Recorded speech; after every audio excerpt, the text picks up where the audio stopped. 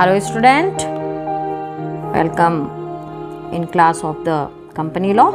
आज हम लोग जिस टॉपिक को डिस्कस करेंगे वो टॉपिक है meetings, quorum, voting, resolution and minute. Section 96, 101, 103 and the 106 to 113 हम लोग सेक्शंस की बात करेंगे। मीटिंग्स को सेक्शन 96 में डिस्कस करेंगे, कोरम 103 में हम लोग कंटिन्यू करेंगे, वोटिंग राइट्स देखेंगे 106 टू 113 में क्या है, and the resolution under the section 101। इसकी हम लोग आज यहाँ पे इस पे डिस्कशन करने जा रहे हैं। अगला हम लोग स्टार्ट करते हैं। सबसे पहले हम लोग बात करेंगे मीटिंग की। मीटिंग जैसे कि लास्ट लेक्चर में मैंने आप लोगों को 3 तरह की मीटिंग्स के बारे में बताया था, स्टैट्यूटरीज जनरल मीटिंग, और दूसरा AGM एनुअल जनरल मीटिंग, और तीसरा बताया था एक्स्ट्रा ऑर्डिनरी जनरल मीटिंग। 3 तरह के मीटिंग पे हम लोगों ने डिस्कशन किया था कि कंपनी में मीटिंग्स कौन कौन सी होती हैं। आज हम लोग यहाँ भी मीटिंग को डिस्कस करेंगे, बट ब्रीफ में करेंगे क्योंकि फुल डिटेल्ड हम लोगों ने ऑलरेडी वहाँ पे लास्ट लेक्चर में पढ़ा हुआ है। फिर भी यहाँ पे एनुअल जनरल मीटिंग से मैं स्टार्ट कर रही हूँ। तो अंडर द मीटिंग AGM पे डिस्कस कर रहे हैं, which is mention under the section 96 में इसका जिक्र किया गया है under the company law 2013। An annual general meeting refers to the meeting which is held annually by the companies. एक कंपनी जिसको हर साल एक AGM कॉल करना कंपलसरी होता है इन ईच कैलेंडर ईयर। प्रत्येक कैलेंडर ईयर में कंपनी को एक AGM को कंडक्ट करना कंपलसरी होता है, या ये कहा जाए कि AGM से रिलेटेड मीटिंग्स हर कैलेंडर ईयर में कॉल की जाती है। दूसरा, it is important for the every type of the company whether it is private company और द पब्लिक कंपनी। प्राइवेट और पब्लिक दोनों ही कंपनी की कंडीशन में ये मीटिंग ऑर्गेनाइज करना कंपलसरी है, अनिवार्य है। It means the it is the mandatory for the company under the section 96। Section 96 में ये कहा गया है कि कंपनी लॉ के तहत प्राइवेट कंपनी हो चाहे पब्लिक कंपनी हो, निजी या सार्वजनिक किसी भी तरह की कंपनी होगी, उसको कंपनी में AGM को हेल्ड करना या एनुअल जनरल मीटिंग, वार्षिक सामान्य सभा का आयोजन करना जरूरी होता है। और annual general meeting once in a year, calendar year में एक बार आयोजित की जाती है।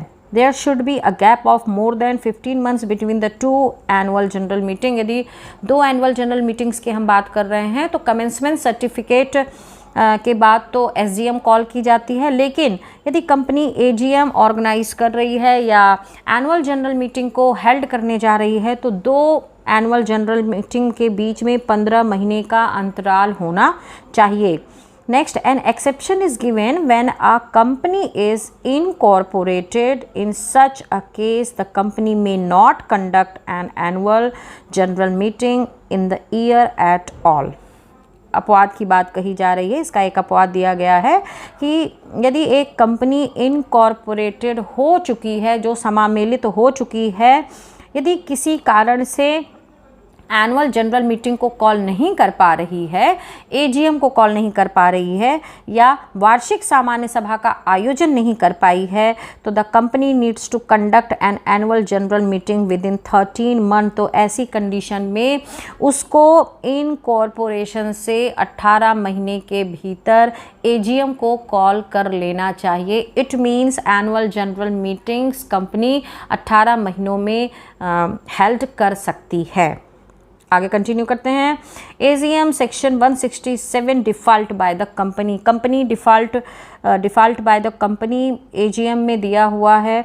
According to the section 167 of the act, in case there is a default by company is conducting the annual general meeting and any member of the company files an application to the contravention of the said default, the regional director of the company law board may call for meeting or direct holding of a meeting, and then the meeting would be counted as the annual general meeting। यदि कोई company default कर जा रही है या meeting को conduct नहीं कर पा रही है AGM को, तो किसी भी मेंबर के एप्लीकेशन देने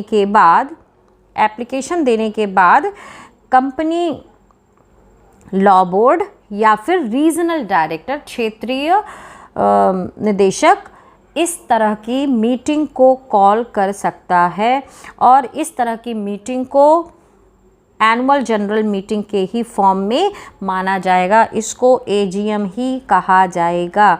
ये ध्यान में रखिएगा कि यदि मीटिंग कंपनी कंडक्ट नहीं कर पाई है और किसी मेंबर ने एप्लीकेशन फाइल की है कि जनरल मीटिंग कॉल नहीं की गई है, तो वहाँ पर डायरेक्टर, रीजनल डायरेक्टर या फिर कंपनी लॉ बोर्ड कंपनी की मीटिंग को कंडक्ट कर सकते हैं। तो ये पॉइंट ध्यान में रखिएगा कि रीजनल डायरेक्टर और दूसरा कंपनी लॉ बोर्ड इस तरह की मीटिंग को कॉल कर सकते हैं और इसको एजीएम ही माना जाएगा, इसको एनुअल जनरल मीटिंग ही कहा जाएगा। नेक्स्ट है where the provision of section 166 and the 167 of the act are contradicted. यदि 166 का सेक्शन एजीएम की मीटिंग से रिलेटेड, यदि इसमें और 167 डिफॉल्ट बाय द कंपनी दोनों में कॉन्ट्राडिक्शंस हैं, then in such case a fine can be imposed on the company and every officer of the company responsible। तो कंपनी पर फाइन लगाया जा सकता है या कंपनी पे फाइन लगाया जाता है और imposed on the company and every officer of the company is responsible। और इस फाइन में वो सभी व्यक्ति शामिल होंगे, वो सभी डायरेक्टर्स इंक्लूड होंगे, सभी अधिकारी इंक्लूड होंगे जो इसके लिए रिस्पॉन्सिबल हैं या उत्तरदायी अधिकारियों पर इस तरह का फ़ाइन अंडर 167 और 166 में यदि कॉन्ट्राडिक्शंस हैं तो फ़ाइन अप्लाई किया जाता है। नोटिस की बात करें तो a notice is to be served in advance of the 21 days of the annual general meeting. AGM को कॉल करने के 21 दिन पहले मेंबर्स को मीटिंग कॉल करने की नोटिस दी जाती है। 21 दिन पहले, before the 21 days before a notice send to the concern members of the company. इस चीज़ को नोटिफाई करने के लिए कि कंपनी ने अपने एजीएम को ऑर्गेनाइज़ करना है या कंपनी एजीएम को ऑर्गेनाइज़ करना चाहती है। और कई बार ऐसे भी सर्कमस्टांसेस होते हैं, कंपनी में कुछ ऐसी परिस्थितियां होती हैं जिसमें शॉर्ट नोटिस पे अल्प काल में ही या अल्प समय की सूचना के आधार पर भी मीटिंग को कॉल किया जा सकता है। तो इन द शॉर्टर नोटिस। तो ये 3 चीज़ें हो गई। आगे कंटिन्यू करते हैं। ईजी जनरल मीटिंग की बात करेंगे। EOGM। So the EOGM general meeting की जो बात है उसको भी हम लोगों ने लास्ट लेक्चर में डिस्कस किया हुआ है कि क्या होता है। The matter which constitute to be the ordinary business of the company is discussed in the statutory meeting and the annual general meeting. Company में यदि सामान्य व्यवसाय से संबंधित मामले हैं तो वहाँ पर स्टैट्यूटरी मीटिंग और एनुअल जनरल मीटिंग को कंडक्ट किया जाता है या एजीएम और स्टैट्यूटरी मीटिंग के थ्रू में किसी भी तरह का डिस्कशन किया जा सकता है। लेकिन वो जो भी सब्जेक्ट मैटर होगा, विषय सामग्री मीटिंग की सामान्य स्वभाव की होती है। लेकिन यदि कंपनी में कुछ स्पेशल केसेस हो या कोई इस तरह का डिस्कशन करना हो जो कंपनी के पॉइंट ऑफ व्यू से बेनिफिटेड हो सकता है या कंपनी के गुडविल से जुड़ा हो या कंपनी के ऑपरेशन से जुड़ा हो, तो वहाँ पर ये EOGM कॉल की जा सकती है। तो एक्स्ट्राऑर्डिनरी मीटिंग जो भी है वो है any meeting which is called apart from statutory meeting and the annual general meeting is called the extraordinary meeting. Statutory general meeting और एनुअल जनरल मीटिंग के अतिरिक्त यदि कोई भी मीटिंग कॉल की जा रही है तो उसको हम लोग एक्स्ट्रा ऑर्डिनरी मीटिंग या असामान्य साधारण सभा कहते हैं। इसका जो मैटर क्या होता है, extraordinary general meeting is usually called for the discussing matter which are urgent. Urgent means ऐसी चीज़ें जो कंपनी के हित को प्रभावित करती हों, which effected the interest of the company for this purpose EOGM called by a company. ऐसी ऐसे मुद्दे या ऐसे मैटर्स जो अर्जेंट होते हैं और जिन पर इंतज़ार नहीं किया जा सकता है कि अगला एजीएम अगले साल में होगा, नेक्स्ट सेशन में होगा, कैलेंडर ईयर में होगा, तो तब हम इस पे डिस्कशन करेंगे, तो उसकी अर्जेंसी को देखते हुए, आकस्मिकता को देखते हुए extraordinary general meeting call की जाती है। दूसरी बात, extraordinary meeting can be called by the director of the company as well as the share holder who hold at least 1/10 of the paid up share capital of the company. EOGM company के directors call कर सकते हैं, बुला सकते हैं या organise कर सकते हैं, या फिर कंपनी के शेयर होल्डर्स भी इस तरह की मीटिंग को कॉल कर सकते हैं, बशर्ते उनके पास कम से कम पेड अप कैपिटल का 1/10 पार्ट शेयर कैपिटल के फॉर्म में होना चाहिए। उनके पास कंपनी की चुकता अंश पूंजी का 1/10 भाग अंशों के रूप में होना चाहिए। तो शेयर होल्डर्स के साथ में डायरेक्टर्स भी इस मीटिंग को कॉल कर सकते हैं। शेयर होल्डर कैन मेक, यहाँ पर ध्यान देना है कि शेयर होल्डर इस तरह की मीटिंग्स को कॉल करने के लिए बोर्ड ऑफ डायरेक्टर्स को बोल सकते हैं कि EOGM ऑर्गेनाइज करने की कंपनी को ज़रूरत है। If the meeting is not arrange for even after the requisitions by shareholder then the share holder may convey the meeting. यदि शेयर होल्डर के कहने पे कंपनी मीटिंग ऑर्गेनाइज नहीं कर रही है तो ये shareholder can make requisitions to the board of director of the company to call a meeting. Shareholder company में मीटिंग को कॉल करने के लिए कंपनी के सामने प्रार्थना कर सकते हैं, आवेदन दे सकते हैं, और यदि कंपनी इस तरह की मीटिंग को अरेंज नहीं करती है तो शेयर होल्डर्स के पास राइट्स होते हैं कि वो इस तरह की मीटिंग को कंडक्ट कर सकती है। It means the share holder which already having 1/10 of the paid up share capital of the company, they can call the meetings as per law act 2013। आगे कंटिन्यू करते हैं। एजीएम एंड द डिस्कशन पे बात करेंगे कि किन matters को AGM में हम लोग डिस्कस करते हैं। तो ordinary business constitutes of the discussion, इसमें सामान्य परिचर्चा होती है। किस विषय पर? ऑन द एनुअल्स अकाउंट, आपके वार्षिक खातों के विषय में important report such as the director report and the auditor report. Auditor report और संचालकों की रिपोर्ट पर भी डिस्कशन हो सकता है।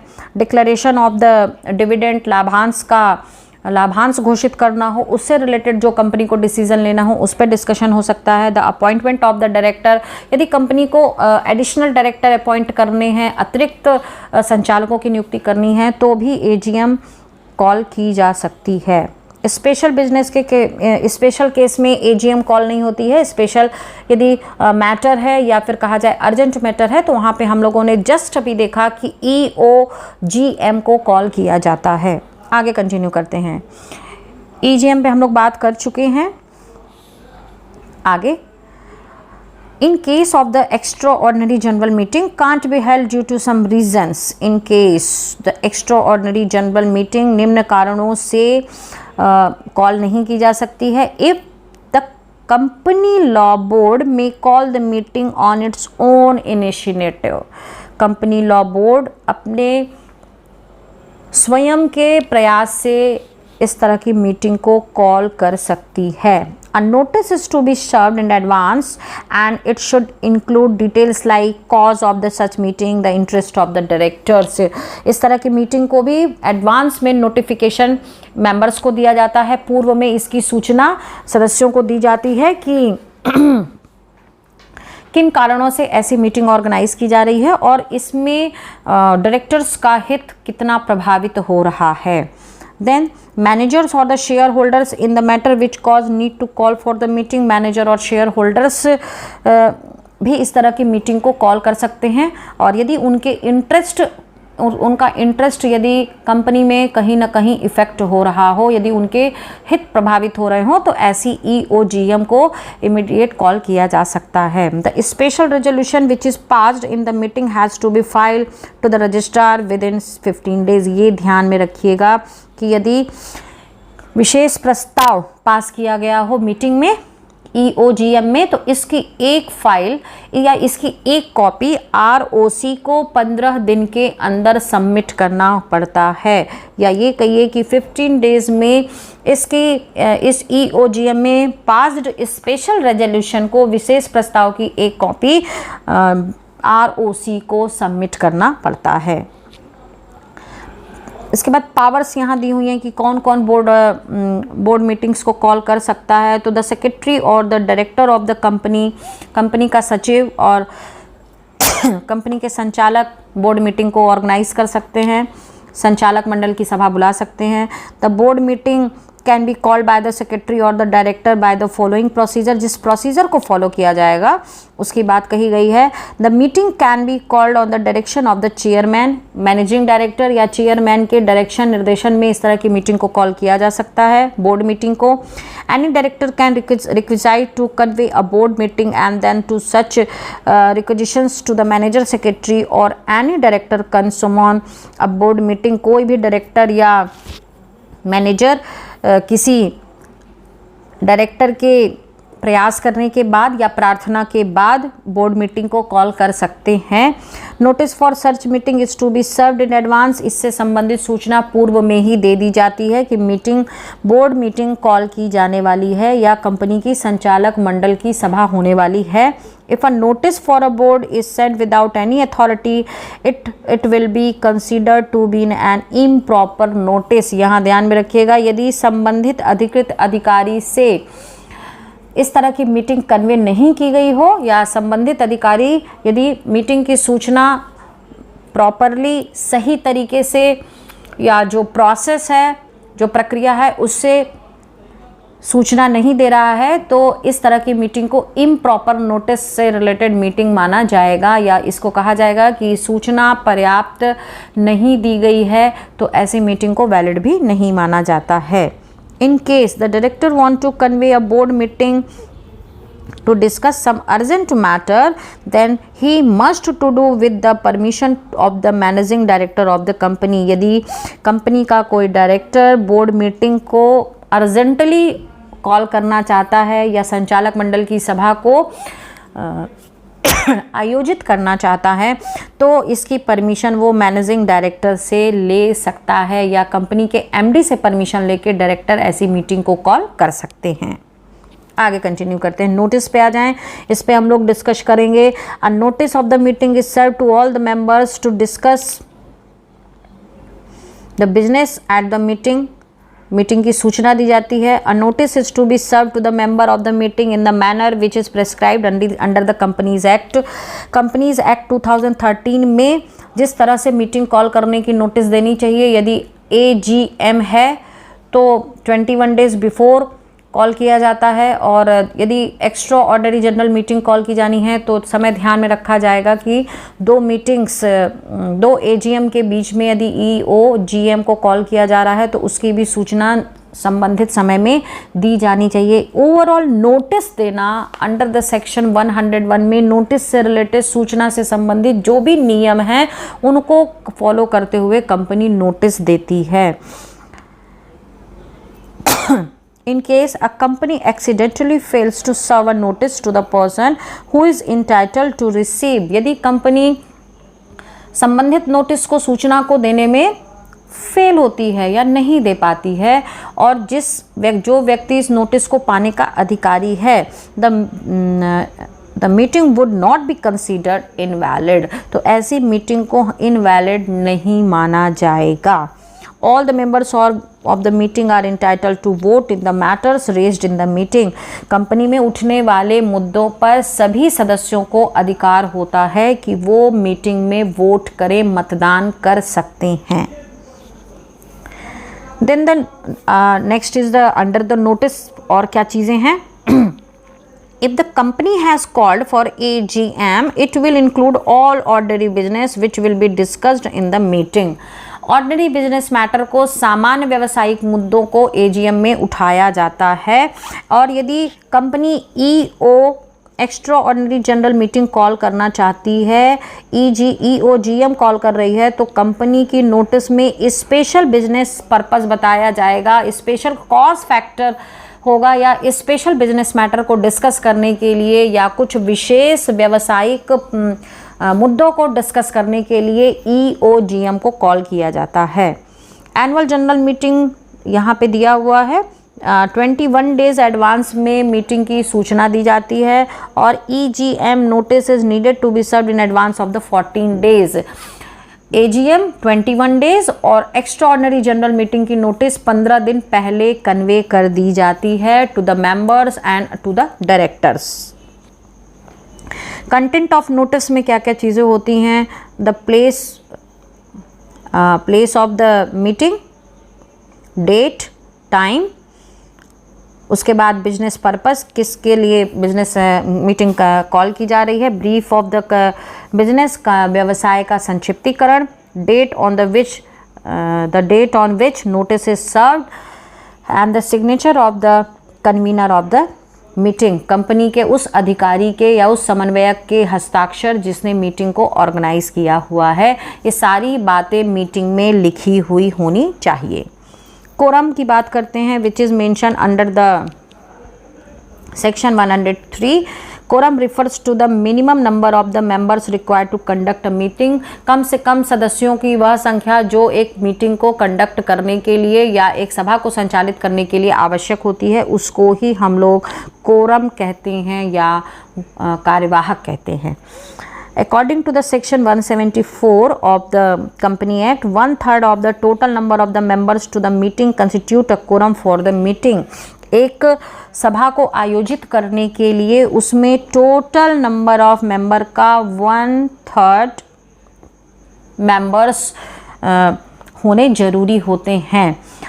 in a meeting a minimum of 2 directors required to attend the meeting। 1/3 तो इसमें आपके टोटल मेंबर्स में से लोग रहेंगे और दूसरा कम से कम 2 आपके डायरेक्टर्स यहाँ पर होने चाहिए।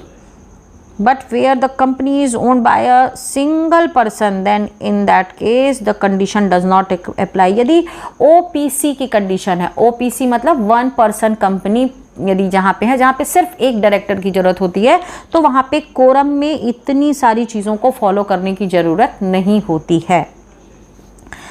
कोरम में क्या चीज़ें हैं वो भी हम लोग डिस्कस करेंगे।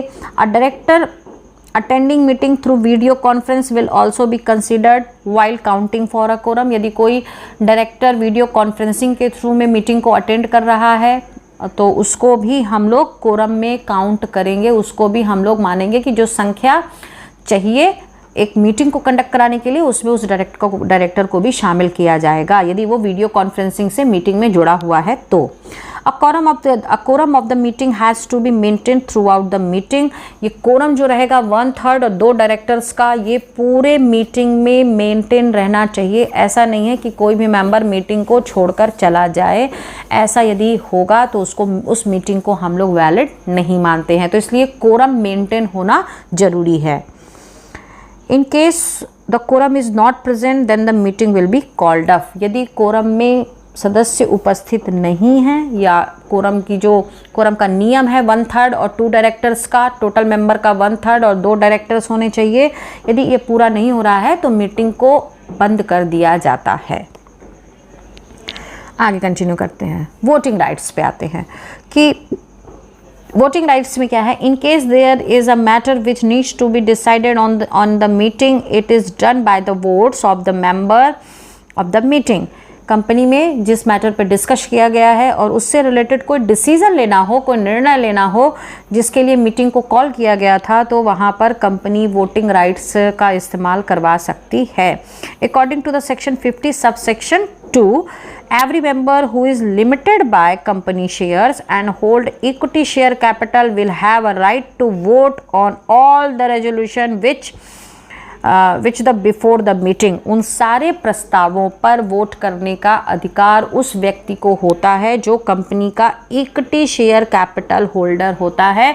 समता अंशधारियों को कंपनी की सभा में वोट करने का राइट होता है। Under the section 188(1) subsection 1 states that the member who are entitled to vote shall have voting rights on the poll in proportion to the share held by him to the paid up equity share capital of the company। यदि किसी व्यक्ति के पास में company के paid up capital का कुछ हिस्सा है तो वो कंपनी के रेजोल्यूशंस या उसकी मीटिंग में वोट कर सकता है। वोटिंग कितने हिस्से का वो मालिक है या जितना उसके पास शेयर है उस हिसाब से वो कंपनी की मीटिंग्स में वोट कर सकता है। आगे कंटिन्यू करते हैं। वोटिंग राइट्स में the member of the company who are limited by the shares and hold preference shares capital have a right। यदि सीमित अंशों द्वारा सीमित कंपनी है और share holders preference share holders capital को होल्ड कर रहे हैं या पूर्वाधिकारी अंशधारी हैं, they have right to vote on polls. वो पोल्स के थ्रू वोट कर सकते हैं। In which the resolution that is placed before the company directly affect the right of the members related to his preference share. यदि वो preferential share holder पूर्वाधिकारी अंशधारियों के हितों को प्रभावित कर रहा है तो ऐसी कंडीशन में लिमिटेड बाय शेयर्स कंपनी या कहा जाए अंशों द्वारा सीमित कंपनी और पूर्वाधिकारी अंशधारी वोटिंग कर सकते हैं बाय पोलिंग मैथड यदि उनके हित को कंपनी में उनके हित यदि प्रभावित होते हैं तो। The member of the company also have a right to vote. Company का कोई भी सदस्य उसको भी कंपनी में वोट करने का अधिकार होता है। किन चीज़ों के लिए? सच एज जैसे winding up of a company, यदि कंपनी के समापन से संबंधित मीटिंग ऑर्गेनाइज की गई है, वाइंड अप का कंडीशन हो, और फॉर रीपेमेंट और for the reduction of the companies equity और द प्रेफरेंशियल शेयर कैपिटल, यदि कंपनी अपनी अंश पूंजी का शोधन करना चाहती हो या क्रेडिटर्स को पेमेंट करना चाहती हो या शेयर होल्डर्स को पेमेंट करना चाहती हो, रिडेम्पशन करना चाहती हो, तो वहाँ पर मेंबर्स को वोट करने का राइट होता है। Voting polls are conducted in a meeting to pass a resolution. The procedure is proceed by the chairman. यदि वोटिंग पोल्स कंडक्ट किया गया है तो मीटिंग में रेजोल्यूशन को पास कराने के लिए वोटिंग पोल्स के प्रोसीजर को प्रोसीड करने का अधिकार चेयरमैन या अध्यक्ष के पास होता है, या इसको कहा जाए कि अध्यक्ष ही वोटिंग पोल्स के थ्रू वोट करने के लिए सारे अरेंजमेंट्स करता है। वो इसको प्रोसीड करता है कि वोटिंग पोल्स का इस्तेमाल करके प्रस्ताव पर अपनी प्रतिक्रिया दे सकते हैं शेयर होल्डर्स भी और मेंबर्स भी। आगे कंटिन्यू करते हैं। किस तरह से वोटिंग राइट्स में हम लोग काम करते हैं? तो मेथड होता है बाय रेजिंग द हैंड, हाथ उठाकर वोट किया जा सकता है। बाय वॉइस वोट, अपनी आवाज़ के माध्यम से। रेजिंग मेथड में bye standing for the votes in against for the motions. ये भी एक सिस्टम है कि आप अपने स्थान पर खड़े हो जाएं और विरोध कर सकते हैं, बैलेट के थ्रू कर सकते हैं। देन प्रॉक्सी को हम समझाना चाहेंगे। 105 सेक्शन 105 में प्रॉक्सी मेंशन किया हुआ है। प्रॉक्सी का मतलब होता है प्रतिपुरुष। यदि किसी कंपनी में कोई डायरेक्टर या कोई मेंबर उपस्थित नहीं हो पा रहा है तो वो अपनी जगह किसी और व्यक्ति को मीटिंग अटेंड करने के लिए भेज सकता है और इस प्रॉक्सी को वोट करने का राइट होता है, इसको मतदान करने का अधिकार होता है। And the postal votes, by postal system से भी वोट्स किए जा सकते हैं। नेक्स्ट है resolution by the postal ballot. Resolution प्रस्ताव by the postal ballot, postal ballot के माध्यम से प्रस्ताव।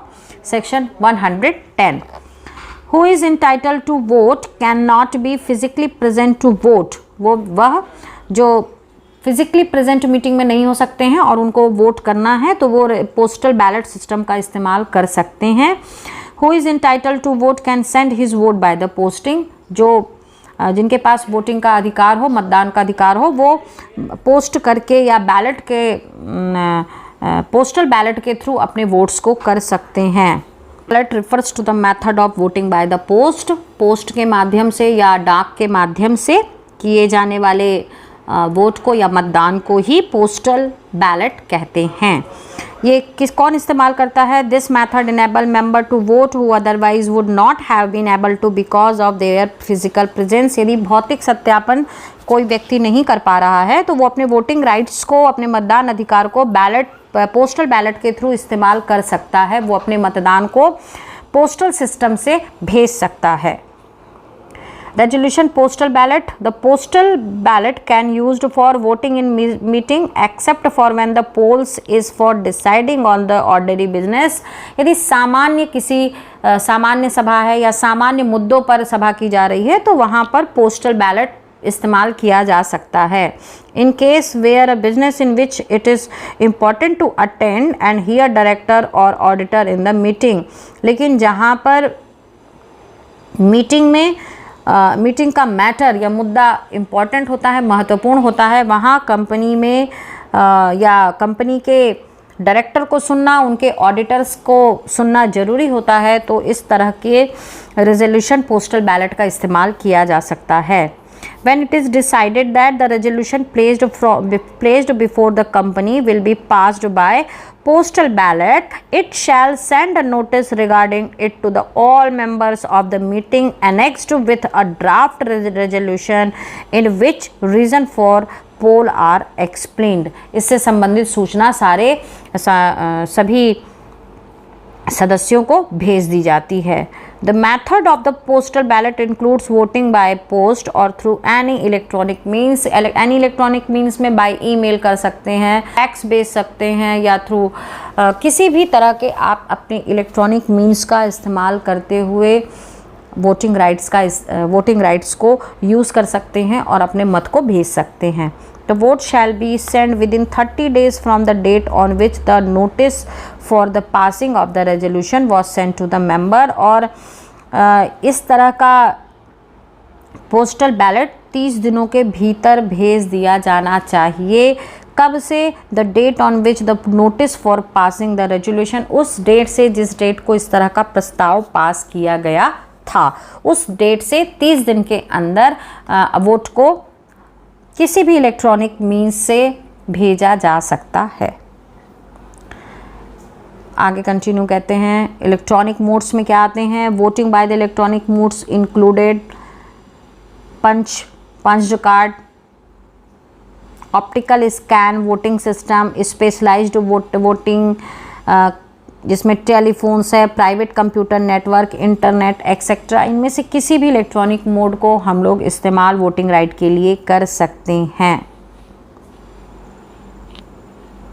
काइंड्स ऑफ द रेजोल्यूशन की हम लोग बात करेंगे, कितने तरह के प्रस्ताव होते हैं which is mentioned under the section 114 company act 2013 के 114 सेक्शन में, धारा में काइंड्स ऑफ रेजोल्यूशन या प्रस्ताव के प्रकार बताए गए हैं।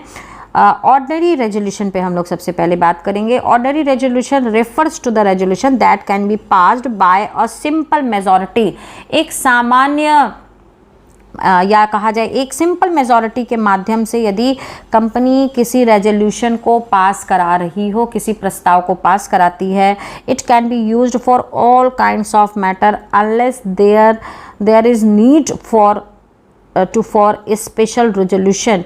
उन सभी मुद्दों के लिए जो सामान्य होते हैं या जनरल मैटर्स होते हैं, उनके लिए ऑर्डिनरी रेजोल्यूशन पास करा सकती है। लेकिन यदि स्पेशल केस होगा तो वहाँ पे स्पेशल रेजोल्यूशन या विशेष प्रस्ताव कंपनी को पास कराना होगा। The ordinary resolution are generally filed with a government body is that company's house। इससे संबंधित सूचना या ऑर्डिनरी रेजोल्यूशन जब पास करा दिया जाता है सामान्य मेजॉरिटी के माध्यम से, जहाँ पे मेजॉरिटी बहुत ज़्यादा मेजॉरिटी की ज़रूरत नहीं होती है, तो उसकी एक फ़ाइल गवर्नमेंट बॉडी को सबमिट करनी होती है। इसको गवर्नमेंट बॉडी के सामने पेश करना होता है या इसका किया जाता है।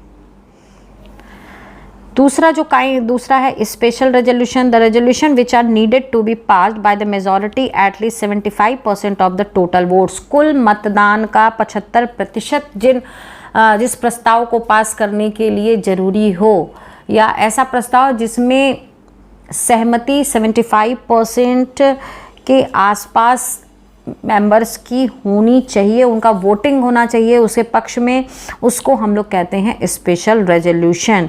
तो voting in favour of the resolution at the general meeting is referred to a special resolution. विशेष प्रस्ताव उसे कहेंगे जहां पर उसको पास कराने के लिए तकरीबन 75% के आसपास मतदान पक्ष में होना चाहिए। यदि ये मतदान 75% से कम है पक्ष में या फेवर में नहीं है तो उसको हम लोग स्पेशल रेजोल्यूशन नहीं मानेंगे। रिटन रेजोल्यूशन क्या होता है? It is used when the resolution which need to be passed in is an ordinary resolution or a simple resolution but does not need a general meeting for it। इसके लिए किसी सामान्य सभा को बुलाने की ज़रूरत नहीं होती है। It is done by the shareholder by simply signing and casting their votes on the resolution। इस पे शेयर होल्डर इस तरह के प्रस्ताव पे अपने सिग्नेचर कर देते हैं और अपने वोट्स को यहाँ पर मेंशन कर देते हैं सिग्नेचर के थ्रू कि वो इस तरह के रेजोल्यूशन का समर्थन करते हैं, इस तरह के प्रस्ताव को इस तरह हमारे इन शेयर होल्डर्स की तरफ से सहमति होती है। In case the resolution is an ordinary resolution, then it can be passed by a simple majority। यदि सामान्य प्रस्ताव है तो एक सिंपल मेजॉरिटी चाहिए और यदि स्पेशल रेजोल्यूशन है तो 75% की मेजॉरिटी चाहिए और रिटन रेजोल्यूशन है तो वहाँ पर शेयर होल्डर्स सिंपली साइन करके अपने सिग्नेचर्स के थ्रू अपनी सहमति दे देते हैं या अपना कंसेंट देते हैं। मिनट्स क्या होता है? मिनट्स को हम लोग कहेंगे the date of the meeting, members who attended और fail to attend the meeting, proposed motion and amendments in the meeting, the proposer of such motion and the member who approved it, details of the procedure of voting, recommendations and decision taken in the relation to the motion। जिस particular matter के लिए meeting को call किया गया था उससे जुड़ी हुई सूचनाओं को संक्षिप्त रूप में लिखना, इसको is an essential document in which all the points discussion decision which are taken in the meeting are the recorded. लिए गए शामिल किए गए मुद्दों को, परिचर्चा को और निर्णय को जो मीटिंग में लिए गए हैं उनको यहाँ पर लिखा जाता है। ये राइटिंग फॉर्म में होता है, ये ओरल फॉर्म में नहीं होता है। It is an official document and is mandatorily referred to before starting a new meeting. इसको हम लोग ऑफिशियल डॉक्यूमेंट मानते हैं या यह कंपनी का महत्व, कंपनी के लिए कार्यकालीय प्रपत्र होता है और इस प्रपत्र को या इस डॉक्यूमेंट को बनाना कंपनी के लिए मैंडेटरी है, अनिवार्य होता है। Minutes are final when it is approved by the members of the meeting and signed by the chairman. Minute तभी लिखा जाता है जब कंपनी ख़त्म हो जाती है, फाइनलाइज जाती है और इस पे अप्रूवल मिल जाता है मेंबर्स का और चेयरमैन का इस पे हस्ताक्षर या सिग्नेचर हो जाता है। इसके बाद ही जो मिनट है उसको लिखा जाता है। तो minute are written in the factual manner which gives the gist of the meeting. Overall कहा जाए तो ये कंपनी के सारे मुद्दों का संक्षिप्तीकरण होता है, ये ब्रीफ नोट होता है या कहिए सूक्ष्म या संक्षिप्त कार्यवाही होती है जो कंपनी ने कंपनी मीटिंग में डिस्कस की है, डिसीज़न लिया है, वो सभी कुछ इसमें शॉर्ट फॉर्म में या ब्रीफली उसको यहाँ पर लिखा जाता है। Publication of the report and proceedings पे आते हैं। According to the section 121 of the company act, every public listed company is needed to prepare a report. सभी कंपनियों को अपनी एक रिपोर्ट बनाना अनिवार्य होता है। The report is further needed to be filed with the registrar within 13 days of the annual general meeting. AGM से related meeting की रिपोर्ट 30 दिन के भीतर रजिस्ट्रार को सबमिट करनी जरूरी होती है। तो इसके अकॉर्डिंग, इसके अनुसार कंपनी अपनी रिपोर्ट को तैयार करती है। The other companies also have to inform the registrar about the proceedings of the meeting and contracts which they entered into under section 193 under the Companies Act 2013। Company meeting की proceeding को और meeting में जितने भी decision है या contracts हैं उनसे रिलेटेड सारे डॉक्यूमेंट्स को की रिपोर्ट बनाकर रजिस्ट्रार के पास सबमिट करती है या रजिस्ट्रार को फाइल करती है। Service of the document on the members, section 20. A document can be served on members or officers of the company according to section 20 of the Company Act 2000 2013। एक document सभी members और officers को section 20 के तहत में दिया जाता है। The document which needs to be served can be sent to the members और office to of the company at the registered office of the company. जो भी कंपनी की मीटिंग्स हैं उससे रिलेटेड डॉक्यूमेंट्स को मेंबर्स को सेंड किया जाता है, अधिकारियों को, ऑफिसर्स को दिया जाता है, और इसके साथ ही साथ में company at the registered office of the company, company के पंजीकृत कार्यालय में भी इसको भेजा जाता है। The document need to be served by registered post. इस तरह का डॉक्यूमेंट भेजने के लिए रजिस्टर्ड डाक का इस्तेमाल किया जाता है या फिर कोरियर सर्विस का इस्तेमाल किया जा सकता है, और मैनुअली भी हो सकता है। कोई व्यक्ति व्यक्तिगत भी जाकर इसको सबमिट या ड्रॉप कर सकता है। इट इन द ऑफिस और by the recognized electronic means, office में कर सकता है या फिर जिन इलेक्ट्रॉनिक मीन्स को मेंशन किया गया है कंपनी एक्ट 2013 में कि इन इलेक्ट्रॉनिक सिस्टम्स को इस्तेमाल किया जा सकता है, उसके माध्यम से इस तरह के डॉक्यूमेंट को सर्व कर दिया जाता है, भेज दिया जाता है। If the member prescribe a mode of delivery, the document should be delivered to him through that mode. The cost of delivery is to be paid by the member. इसमें जो भी डाक का खर्च आता है, लागत आती है, इसको सदस्य वहन करते हैं एनुअल जनरल मीटिंग में, और in annual general meeting for the prescribe mode of the delivery. जिस सिस्टम के माध्यम से, जिस मोड से डिलीवरी की गई है या डाक भेजी गई है, उसका भुगतान मेंबर के द्वारा किया जाता है। तो आज के इस लेक्चर में हम लोगों ने meetings, quorum, minute, voting rights, resolution और इससे रिलेटेड सारे डॉक्यूमेंट्स को देखे कि किस तरह से कंपनी मीटिंग्स को कॉल करती है, मीटिंग्स में किस तरह से रेजोल्यूशंस पास होते हैं, कैसे मिनट बनाया जाता है, कैसे वोटिंग राइट का इस्तेमाल किया जाता है, और इस मीटिंग के वाइंड अप होने के बाद, ख़त्म होने के बाद किन डॉक्यूमेंट्स को किसके पास सबमिट किया जाता है। Thank you. Click on the subscribe button to subscribe this channel. Press the bell icon to get notifications. Like and share this video. Thank you.